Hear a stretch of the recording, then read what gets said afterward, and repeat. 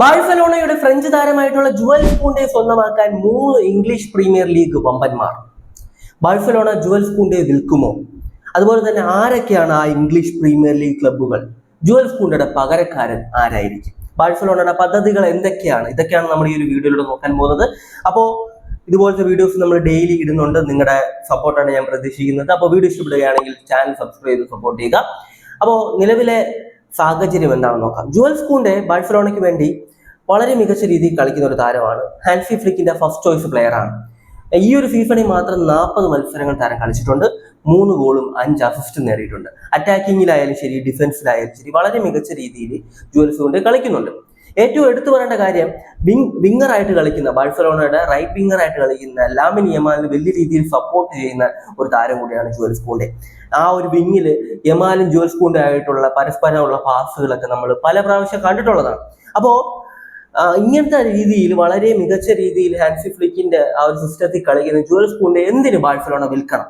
Barcelona വിൽക്കാൻ തയ്യാറാണ് എന്ന രീതിയിൽ തന്നെയാണ് ഇപ്പോൾ വാർത്തകൾ വന്നിട്ടുള്ളത്. അതിനുള്ള പ്രധാന കാരണം ബാഴ്സലോണയുടെ ഫിനാൻഷ്യൽ സിറ്റുവേഷൻ തന്നെയാണ്.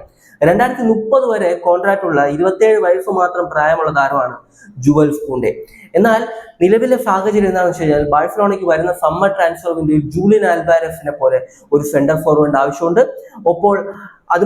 ഒപ്പം അലക്സാൻഡ്രോ ബെസ്റ്റോണി എന്ന് പറയുന്ന സെന്റർ ബാക്കിനെയും ബാഴ്സലോണ ലക്ഷ്യം വെക്കുന്നുണ്ട്. ഈ 2 താരങ്ങളെയും ടീമിലേക്ക് എത്തിക്കണമെങ്കിൽ 150 മില്യണിന് മുകളിൽ ഒരു എമൗണ്ട് ബാഴ്സലോണ സ്പെൻഡ് ചെയ്യേണ്ടതുണ്ട്. അതുകൊണ്ട് തന്നെ അത്രയും വലിയൊരു എമൗണ്ട് ബാഴ്സലോണയ്ക്ക് സ്പെൻഡ് ചെയ്യാൻ ഉള്ളത് കൊണ്ട് തന്നെ ബാഴ്സലോണയ്ക്ക് ടീമിലുള്ള ചില താരങ്ങളെ റിലീസ് ചെയ്യേണ്ടി വരും. അതിന്റെ ഭാഗമായിട്ടാണ് ബാഴ്സലോണ ഈ ഒരു ജുവൽസ് കൂണ്ടെ റിലീസ് ചെയ്യാൻ തയ്യാറായിട്ടുള്ളത്. അപ്പോൾ നിലവിലത്തെ സാഹചര്യം എന്ന് വെച്ച് കഴിഞ്ഞാൽ, ജുവൽസ് കൂണ്ടെയെ ബാഴ്സലോണ വിൽക്കുമെന്ന് ചോദിച്ചു കഴിഞ്ഞാൽ നല്ലൊരു ഓഫർ വന്നു കഴിഞ്ഞാൽ കൊടുക്കാനുള്ള സാധ്യതകളുണ്ട്.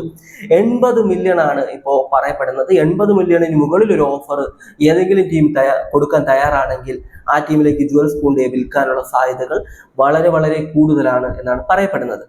അപ്പോൾ ജുവൽസ് കൂണ്ടെയുടെ പകരക്കാരൻ ആരാണ്? വേറെ ആരുമല്ല, അതിപ്പോൾ നിലവിൽ ടീമിൽ കളിച്ചുകൊണ്ടിരിക്കുന്ന ജാവോ കാൻസെലോ എന്ന് പറയുന്ന പോർച്ചുഗീസുകാരനാണ്. താരത്തെ സംബന്ധിച്ച് ഇപ്പൊ ലോണിലാണ് അൽ ഹിലാലിൽ നിന്ന് വന്ന് കളിച്ചുകൊണ്ടിരിക്കുന്നത്. പെർമനന്റ് ആയിട്ട് താരത്തെ അൽ ഹിലാലിൽ സ്വന്തമാക്കണമെങ്കിൽ 15 മില്യൺ യൂറോസ് ബാഴ്സലോണ കൊടുക്കേണ്ടതുണ്ട്. ബാഴ്സലോണ ലോണിൽ കൊണ്ടുവരാൻ പറ്റുമോ എന്ന് വീണ്ടും, അതായത് അടുത്ത സീസണിൽ ലോണിൽ കൊണ്ടുവരാൻ പറ്റുമോ എന്നത് തിരക്കിയിട്ടുണ്ട്. ഒപ്പം താരത്തിന്റെ കോൺട്രാക്ട് താരത്തിന് അൽ ഹിലാലിൽ ടെർമിനേറ്റ് ചെയ്തിട്ട് ബാഴ്സയിൽ ചേരാനുള്ള സാധ്യതകളും പറയപ്പെടുന്നുണ്ട്. അങ്ങനെ നോക്കുമ്പോൾ ബാഴ്സലോണയ്ക്ക് ആ ഒരു റൈറ്റ് ബാക്ക്, ലെഫ്റ്റ് ബാക്ക് 2 പൊസിഷനിലും കളിക്കാൻ പറ്റുന്ന ജാവോ കാൻസെലോ പോലത്തെ ഒരു താരത്തെ സ്വന്തമാക്കാൻ കഴിയും. അപ്പോൾ ജാവോ കാൻസെലോ എത്തുകയാണെങ്കിൽ ജുവൽസ് കൂണ്ടെ ബാഴ്സലോണയ്ക്ക് ഈസി ആയിട്ട് കൊടുക്കാൻ പറ്റും എന്നതാണ്. ജുവൽസ് കൂണ്ടെക്ക് 80 മില്യണിന് മുകളിൽ ഒരു ഓഫർ വന്നു കഴിഞ്ഞാൽ ബാഴ്സലോണയ്ക്ക് ഈസി ആയിട്ട് കൊടുക്കാൻ പറ്റും എന്നതാണ്. അതായത് ബാഴ്സലോണയെ സംബന്ധിച്ച് വരുന്ന സമ്മറിൽ ബാഴ്സ സെന്റർ ഫോർവേഡിനും സെന്റർ ബാക്കിനും ആയിട്ട് 150 മില്യൺ ഓളം സ്പെൻഡ് ചെയ്യാൻ തയ്യാറാണ്. സ്പെൻഡ് ചെയ്താൽ മാത്രം പറ്റില്ലല്ലോ, ആ 2 താരങ്ങളെയും കൊണ്ടുവന്നു കഴിഞ്ഞാൽ അവരെ രജിസ്റ്റർ കൂടെ ചെയ്യാൻ പറ്റണം. അപ്പൊ രജിസ്റ്റർ ചെയ്യണമെങ്കിൽ സാലറി ക്യാപ്പിനകത്ത് നിൽക്കണം. സാലറി ക്യാപ്പിനകത്തേക്ക് ബാഴ്സയ്ക്ക് എത്താൻ പറ്റണമെങ്കിൽ ടീമിലെ ചില താരങ്ങളെ റിലീസ് ചെയ്യണം. അപ്പൊ അതിന്റെ ഭാഗം കൂടെ ആയിട്ടാണ് ജുവൽസ് കൂണ്ടെനെയും ബാഴ്സലോണ ഈ ഒരു ലിസ്റ്റിൽ ഉൾപ്പെടുത്തിയിട്ടുള്ളത്. ആർക്ക് വേണമെങ്കിലും ബാഴ്സലോണയിൽ നിന്ന് താരത്തെ സ്വന്തമാക്കാം എന്ന് പറ്റുന്ന ഒരു സിറ്റുവേഷനാണ് നിലവിലുള്ളത്. താരത്തെ സ്വന്തമാക്കണമെങ്കിൽ 80 മില്യൺ യൂറോസ് നൽകുക, ഇയാൾ മാത്രം മതി. അപ്പോൾ നിലവിലത്തെ സാഹചര്യം ഇതാണ്.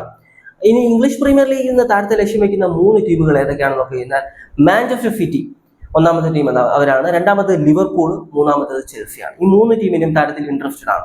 മാൻ സിറ്റി അവരുടെ ആ ഒരു ഡയറക്ടർ നേരെ ബാഴ്സലോണയുടെ സ്പോർട്ടിംഗ് ഡയറക്ടർ ആയിട്ടുള്ള ഡെക്കോയെ വിളിച്ച് അന്വേഷിച്ചിട്ടുണ്ട്, താരം അവൈലബിൾ ആണോ എന്നത്. അതിന് ഡെക്കോ പറഞ്ഞിട്ടുള്ള മറുപടി അല്ല എന്നതാണ്, നോ എന്നാണ് അവർ പറഞ്ഞിട്ടുള്ളത്. അതുകൊണ്ട് തന്നെ ഒഫീഷ്യൽ ആയിട്ടുള്ള ബിഡ് കാര്യങ്ങളൊന്നും വന്നിട്ടില്ല എന്നതാണ്.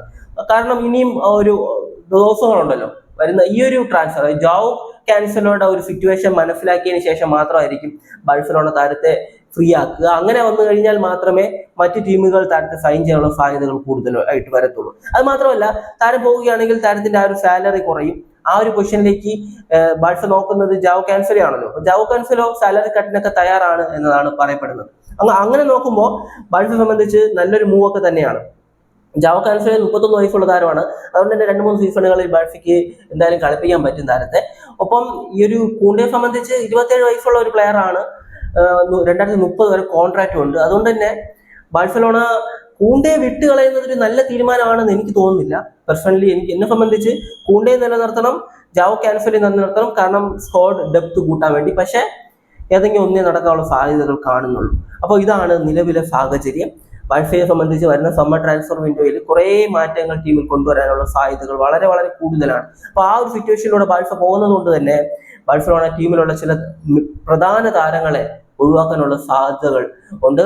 സമ്മർ ട്രാൻസ്ഫർ വിൻഡോ അടുക്കുന്ന സമയത്ത് നമ്മൾ ഇതിനെക്കുറിച്ചൊക്കെ ഡീറ്റെയിൽ ആയിട്ട് സംസാരിക്കുന്നതായിരിക്കും. അപ്പോൾ ഈ ഒരു വീഡിയോയെ കുറിച്ചുള്ള നിങ്ങളുടെ ഒപ്പീനിയൻ കമന്റ് ബിലോ.